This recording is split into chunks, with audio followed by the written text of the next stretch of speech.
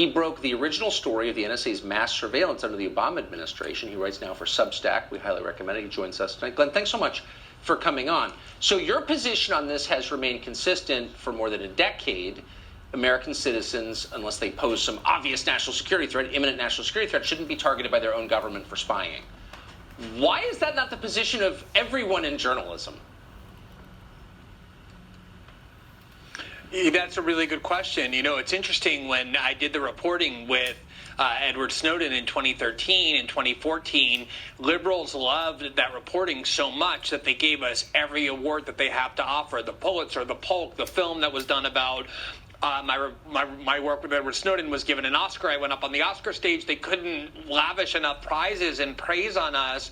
And now here we are after the Trump years, and we know that the Democratic Party and journalism in general has aligned with the CIA, the NSA, and the FBI, and has aligned and merged with the security state. And so in response to the report that you did, you would think other journalists, just out of self-interest, even if they dislike your ideology and you, would say, we want to know whether the NSA is abusing their powers in order to spy on journalists they dislike. And instead they mocked it. They said that, oh, he has to be paranoid in order to think this.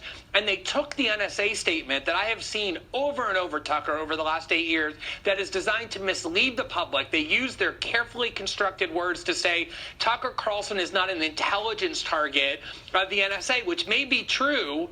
But what that leaves out is that there are so many other ways that they have to spy on the communications of American citizens without making you a target, without getting a warrant. They have huge authorities that really haven't been reined in since 2013 and 2014. I'm glad to hear Kevin McCarthy, other GOP leaders calling for an investigation. But the reality is that in bipartisan Washington, Nancy Pelosi and Chuck Schumer have been joining with the likes of Kevin McCarthy and Mitch McConnell to expand the NSA, to kill any attempts to reform it. So these are kind of empty words. I totally agree with that. Mitch McConnell's 100% on board with what they do.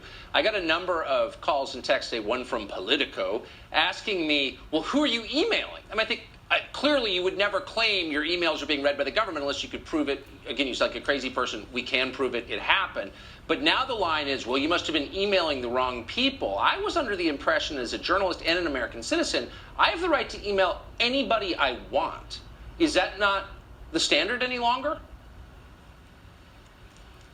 Tucker, ponder the authoritarianism needed for them to say that. Think about the premise there. They're saying that if you talk to somebody that the NSA has decided should be spied upon, it means that that person, even though they've been charged with no crime and convicted of nothing, is up to no good. They're like a terrorist or a threat, and you yourself are also. The whole point of the reporting that we did is that the NSA spies on millions and millions of people indiscriminately. If you're a journalist, it's almost impossible not to talk to a target of the NSA. They target everybody constantly all the time. That's why they're this huge sprawling agency.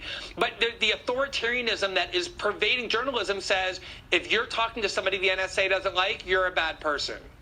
And we're not going to put up with it at all. Once they have the information, then they threaten and control you, and that's what they were trying to do to us. Glenn Greenwald, I appreciate it, and your reporting, which we have new appreciation for. Thank you. Thanks, Tucker.